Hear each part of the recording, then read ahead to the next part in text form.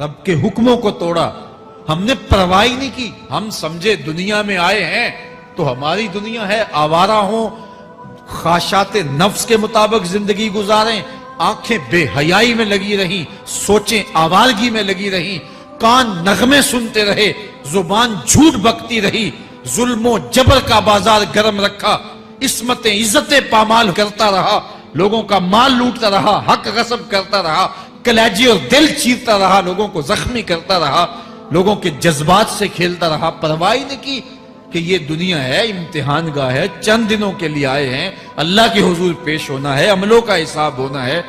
اب جب وہ دیکھیں گے کہ ہمارے ساتھ کیا ہونے والا ہے تو ان کے چہرے پہلے بگڑ جائیں گے. کیوں؟ وہ گمان کریں گے کہ ان کی ریڑھ کی ہڈی توڑ دی جائے گی. ایسے عذاب آئیں گے جس طرح کسی کی ریڑھ کی ہڈی ٹوٹ جائے تو اس کا چہرہ شگفتہ گلاب تو نہیں ہوتا، اس کا چہرہ جو ہے وہ تو کس قدر مرجھایا ہوا ہوتا ہے. تو اللہ ارشاد فرماتا ہے اس طرح ان کے چہرے ہوں گے. ابھی عذاب آیا نہیں ہے لیکن چہرے پہلے اترے ہوئے ہوں گے، اور جب عذاب کی بھٹی میں ڈالے جائیں گے، اللہ اکبر. اور وہ سخت عذاب، حضور نے جبریل امین سے پوچھا مجھے جہنم کے عذابوں کا ذکر سناؤ. عرض کی حضور سب سے ہلکے عذاب کی کہانی سناتا ہوں، اور وہ یہ کہ جہنمی کے پاؤں میں آگ کا جوتا رکھا جائے گا، باقی پورا بدن اس کا سلامت ہوگا. یہ سب سے ہلکے عذاب کی کیفیت ہے. اب پاؤں میں آگ کا جوتا ہوگا، حدت، گرمی، شدت اتنی ہوگی کہ دماغ پگھل کے ناک اور کانوں کے راستے سے باہر آ جائے گا. پاؤں میں رکھے ہوئے جوتے کی گرمی دماغ کو ایسے چڑھے گی کہ وہ پگھل جائے گا اور ناک اور کانوں کے راستے سے باہر آ جائے گا.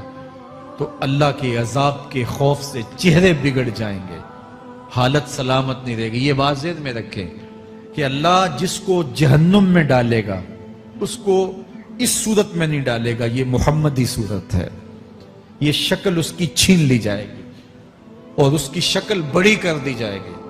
اس کا ایک ایک دانت احد پہاڑ جتنا ہوگا. احد پہاڑ کا پھیلاؤ 15 کلومیٹر پہ ہے. 15 کلومیٹر کا ایک دانت اور 32 دانت کتنے ہوں گے تو منہ کتنا بڑا ہوگا. اس کو اتنا بڑا اس لیے کیا جائے گا تاکہ وہ عذاب کی تکلیف زیادہ سہے.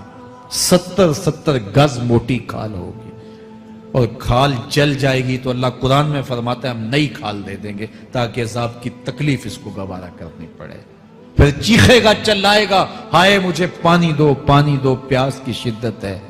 70 سال تک تو اس کی کوئی آواز ہی نہیں سنے گا. 70 سال کے بعد داروغہ جہنم چیخ کر کہے گا کیا مانگتا ہے؟ وہ بولے گا مجھے پانی چاہیے. کہا جائے گا تو بے بھی ملتا ہے پانی. پھر داروغہ جہنم اسے پانی دے گا. کوکا کولا کی بوتل دے گا یا پیپسی تھما دے گا یا منرل واٹر کی بوتل دے گا؟ نہیں، قرآن بتاتا ہے اسے مائے حمیم دیا جائے گا، کھولتا ہوا پانی. اور وہ اتنا گرم ہوگا جب پینے کے لیے چہرے کے قریب کرے گا اس سے اٹھتی ہوئی بھاپ کی وجہ سے چہرے کی کھال ادھڑ کے اس کے اندر گر پڑے گی، لیکن اس کے باوجود اس کو پینا پڑے گا. اللہ فرماتا ہے یہ دنیا ہی سب کچھ نہیں ہے. سمجھ لیا یہی سب کچھ ہے، آخرت کو بھول گئے. صبح اٹھے کام پہ چلے گئے، شام آئے آوارگی میں چلے گئے. صدائیں آتی رہی حی علی الصلاۃ حی علی الفلاح، کوئی پرواہ نہیں کی. نہ پیشانیوں نے سجدے کیے، نہ سوچوں میں پاکیزگی آئی. زندگی یوں گزار کے چلے گئے. ایسے نہیں کہا ایک وہ ہوں گے جن کے چہرے شگفتہ گلاب ہوں گے، ایک وہ ہوں گے جن کے چہرے بگڑے ہوئے ہوں گے. اللہ اکبر. کلا اذا بلغت التراقی. یہ تو قیامت کا منظر ہے نا، قیامت سے قبل بھی ایک منظر ہے. اللہ اس منظر کو بھی بیان کر رہا ہے. کلا اذا بلغت التراقی. ہاں جب جان گلے کو پہنچ جائے گی. اے انسان تیرے اوپر وہ گھڑی بھی آنے والی ہے، وہ وقت بھی آنے والا ہے جب سانس اس ہنسلی میں اٹک جائے گا. جب سینے سے بھی سانس اوپر چلی گئی اب ڈاکٹر بھی لا علاج قرار دے رہے ہیں کہ اب علاج نہیں رہا ہے، جان بس اب نکلنا چاہ رہی ہے. اور کہا جائے گا کوئی جھاڑ پھونک والا بلاؤ. اب ڈاکٹروں نے تو جواب دے دیا. اب سانس اٹک گئی گلے میں، چند لمحوں کی مہمان ہے. اب ڈاکٹروں نے کہا اب ہماری جانب سے لا علاج ہو گیا، اب لے جاؤ اس کو گھر یا وینٹیلیٹر پہ ڈال دیتے ہیں اس کو. بس اب ہماری جانب سے کوئی اس کا علاج نہیں ہے۔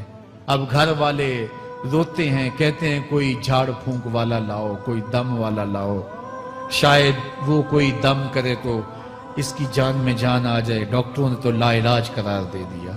وَظَنَّ عَنَّهُ الْفِرَاقِ، اللہ فرماتا ہے یہ تو جھاڑ پھونک والے کو ڈھونڈ رہے ہیں، لیکن جس کی سانس یہاں اٹکی ہے وہ سمجھ گیا ہے اب موت آ گئی ہے، اس کو یقین ہو گیا ہے کہ اب موت کے لمحے آ گئے ہیں، اب میں بچ نہیں پاؤں گا۔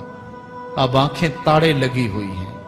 وَالْتَفَّتِ السَّاقُ بِالسَّاقِ، پنڈلی پہ پنڈلی چڑھ رہی ہے۔ جب موت آ جاتی ہے تو پھر پنڈلی سے پنڈلی لپٹ جاتی ہے، اس کو پھر جدا کرتے ہیں اور جدا کر کے دونوں انگوٹھے باندھ دیتے ہیں تاکہ پنڈلی کے اوپر پنڈلی نہ چڑھے۔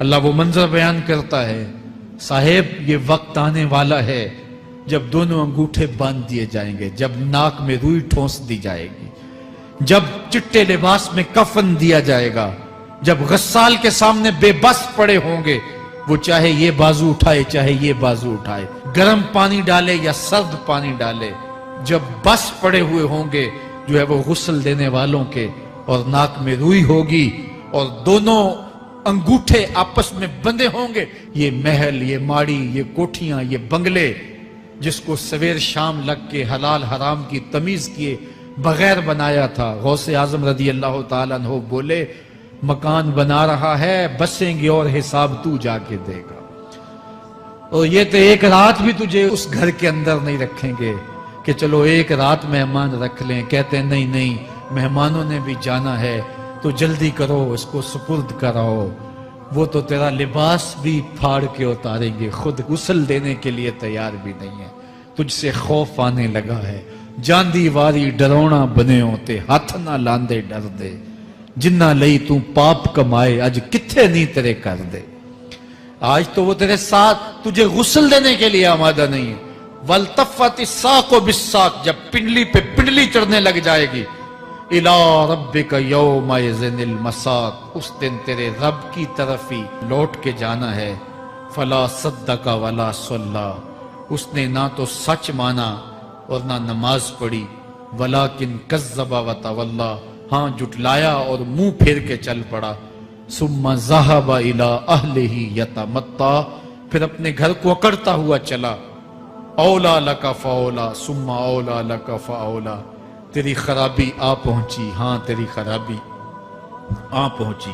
ایحسب الانسان ان یترک سدی، انسان دنیا میں یہ گمان کرتا ہے اس کو سدا چھوڑ دیا جائے گا۔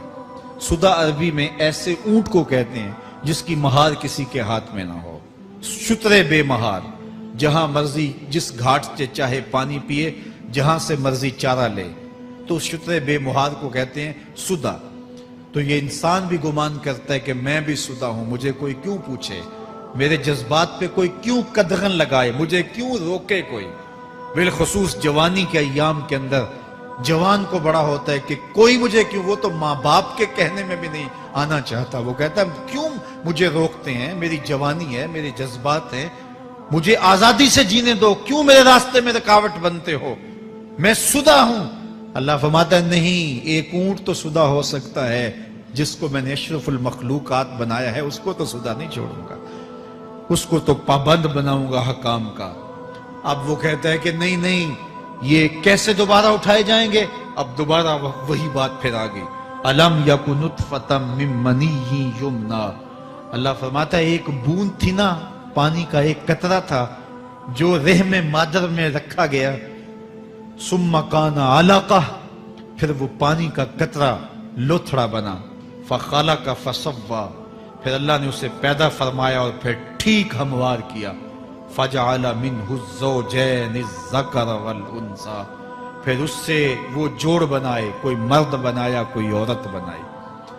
کہا اب غور کر، اب تیری آنکھیں دیکھتی ہیں، بجلیاں چمکتی ہیں، تیری زبان کا طوطی بولتا ہے، لوگ اشش کرتے ہیں تیری گفتگو پہ، تیری گفتار پہ صدقے جاتے ہیں، تیرے لہجے کے جمال کو دیکھتے ہیں، تیرے سینے کا زور، تیرے پنجوں کی طاقت، تیری دماغ کی تیزیاں اور تیری سوچوں کے اجالے، تیری زوردار ٹانگیں، تیرے کڑیل بازو اور تیری چوڑی چھاتی اور تیرے گلاب کی پتیوں جیسے ہونٹ، اے انسان یہ سب کچھ کہاں تراشا گیا؟ ماں کے رحم میں، اس تاریکی میں جو 3 پردوں میں تھی، تیرا سر تیرے گھٹنوں میں تھا، اور تیرے رب نے وہاں تیرے اندر نسوانیت یا رجولیت کی صلاحیتیں پیدا کی، تیری آنکھوں میں چمک پیدا کی، تیرے کانوں میں نغمے بکھیرے، تیری زبان کے پٹھوں پہ قوت ذائقہ رکھی،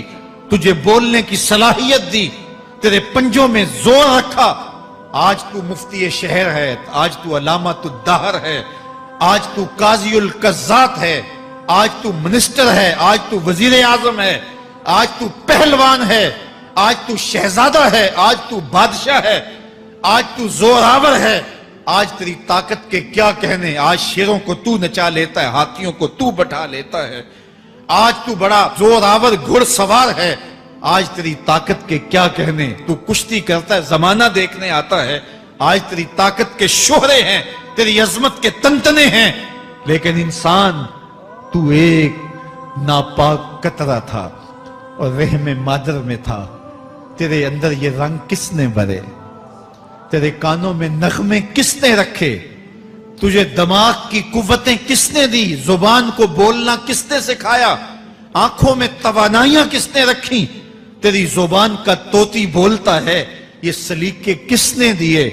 پھر اللہ فرمایا، کتنا زوردار بیان ہے، الیس ذالک بقادر علی ان یحیی الموتى، جو ماں کے پیٹ میں ایک نطفے کو ایک خوبصورت انسان بنا سکتا ہے، ہڈیوں کو جوڑ کے دوبارہ انسان نہیں بنا سکتا؟ کیا وہ دوبارہ تجھے کھڑا نہیں کر سکتا اپنے سامنے پیش ہونے کے لیے، جس کے حکموں کو تو نے توڑا ہے، جس کے فرامین کا تو نے مذاق اڑایا ہے؟ کیا وہ اتنا ہی بے بس ہے کہ اپنے حضور تجھے جو ہے وہ کھڑا ہی نہیں کر سکتا ہے؟ جس رب نے تجھے ماں کے شکم میں شکل دی، حضرت شیخ فرید الدین عطار بولتے ہیں، سانے کستی سلاتی می شود، ایسا کاریگر ہے مٹی سے بادشاہ بنا ڈالتا ہے۔ اس نے مٹی سے دارا و سکندر بنائے، اس نے مٹی سے جو ہے وہ رستم و سہراب بنائے، اس نے مٹی سے کیا کیا بنا دیا جو مٹی سے بادشاہ بنا سکتا ہے، جو نطفہ رحم مادر سے جو ہے وہ شکل اور صورت اور رنگ اور جمال بنا دیتا ہے۔ تیری صورت نکھرتی ہے، تیرے ہونٹ گلابی ہیں، اور تیری نرگسی آنکھیں ہیں، تیرے ریشمی بال ہیں، اور تیری خوبصورت رنگت ہے، تو چال چلتا ہے تو لگتا ہے قیامت چل رہی ہے، تیرا قد رانا جو ہے وہ صنوبر کو شرماتا ہے، تیری گفتار کے تنتنے ہیں۔ جس نے اتنی خوبصورت شکل ماں کے رحم میں بنائی، کیا وہ ہڈیوں کو جوڑ کے دوبارہ انسان نہیں بنا سکتا؟ وہ دوبارہ انسان بنائے گا اور پھر تجھے اپنے حضور کھڑا کرے گا۔ اور ایک حدیث میں آتا ہے، اللہ بندے کو اپنے حضور کھڑا کرنے کے بعد اپنے سامنے سے ہٹنے نہیں دے گا جب تک 5 سوال نہیں پوچھ لے گا۔ ان عمرہ ہی فیما افنا ہو، اس کی عمر کے بارے میں پوچھے گا، کہاں ضائع کی؟ میں نے تجھے زندگی دی، 60 سال 70 سال 40 سال 50 سال، اس زندگی کو کہاں گزار کے آیا ہے؟ ان شبابہ ہی فیما ابلا ہو، اس کی جوانی کے بارے میں پوچھا جائے گا، جوانی کہاں گزار کے آیا ہے؟ مجنوں تو نہیں بنا رہا، خواہشات کا اسیر تو نہیں ہو گیا، دیوانوں کی طرح زندگی تو نہیں گزار کے آ گیا؟ تیری جوانی کسی چوک میں تو نہیں گزری، تیری جوانی آوارگی میں تو نہیں گزری، ساری رات سوشل میڈیا کے اوپر گندگی اور غلاظتیں تو نہیں دیکھتا رہا؟ تیری زندگی گزری کہاں ہے؟ تیری جوانی گزری کہاں ہے؟ اگر کوئی جواب نہ ہوا تو پھر کیا جواب دے گا؟ اور وہ کتنا خوش نصیب ہوگا جو کہے گا، مالک میری جوانی سجدوں میں گزری، میری جوانی قیام میں گزری، میری جوانی رکوع میں گزری۔ میرے حضور فرماتے ہیں، سبعۃ یظلھم اللہ فی ظلہ یوم لا ظل الا ظلہ، 7 اشخاص ایسے ہیں قیامت کے دن جب کوئی سایہ نہیں ہوگا، اللہ ان 7 کو اپنے عرش کا سایہ دے گا۔ ان میں سے دوسرا شخص میرے حضور نے بیان فرمایا، وَشَابٌ نَشَأَ فِي عِبَادَتِ اللَّهِ، وہ جوان جس کی جوانی اللہ کی عبادت میں گزرے۔ جوانوں، اپنی زندگی کو مالک کی دہلیز پہ لے آؤ۔ جوانی وہی ہے جو مالک کی چوکھٹ پہ گزرے۔ اپنے دل کا تعلق جوڑو، عشق کرنا ہے تو پھر آمنہ کے لال سے کرو، محبت کا رشتہ ان سے جوڑو، تعلق کا ربط ان سے قائم کرو، جوانی کو دین کی راہ پہ ڈالو۔ اللہ اکبر۔ سنو میرے حضور کا فرمان، انا حبیب اللہ، میں اللہ کا حبیب ہوں۔ پھر فرمایا الشاب التائب حبیب اللہ، جو جوانی میں توبہ کرے وہ بھی اللہ کا حبیب ہے۔ آؤ اللہ کے حبیب بن جاؤ، اللہ کے حبیب بن جاؤ، اللہ کے حبیب بن جاؤ، اللہ کے محبوب بن جاؤ۔ لیلۃ القدر کی گھڑیاں ہیں، رات کا پچھلا پہر ہے۔ اللہ کے حضور یہ عہد کر کے اٹھو، مالک جو زندگی گزر گئی، آئندہ جوانی کا ایک ایک لمحہ تیرے لیے گزرے گا۔ جیوں گا تو تیرے لیے، مروں گا تو تیرے لیے۔ میری ایک ایک سانس تیرے نام وقف ہوئی، میری زندگی کی ایک ایک ساتھ تیرے نام وقف ہوئی۔ میں اپنا سب کچھ تیرے لیے پیش کرتا ہوں۔ میری زندگی کا مالک بھی تو ہے، میری موت و حیات کا خالق اور مالک بھی تو ہے۔ یہ زندگی تو نے دی، تیری امانت ہے، تیرے حضور ہی پیش کرتا ہوں۔ اور لیلۃ القدر کی گھڑیوں میں اس عزم کے ساتھ گھروں کو لوٹو کہ اللہ میری زندگی کا ایک ایک لمحہ تیرے نام ہوا، آنے والے موسم تیرے نام ہوئے، میری جوانی تیرے نام ہوئی، میرے آنسو تیرے نام ہوئے، میری پیشانی تیرے نام ہوئی، میرے دل کی دھڑکن تیرے نام ہوئی، میری صلاحیتیں تیرے نام ہوئی۔ میری زبان بولے گی تو تیری تسبیح بولے گی، تیرے ذکر کے ترانے پڑے گی، میرے کان سنیں گے تو قرآن کے نغمے سنیں گے، میری آنکھیں دیکھیں گی تو مالک تیری قدرت کی نشانیاں دیکھیں گی، تیرے رسول کا روضہ دیکھیں گی، تیرا کعبہ دیکھیں گی۔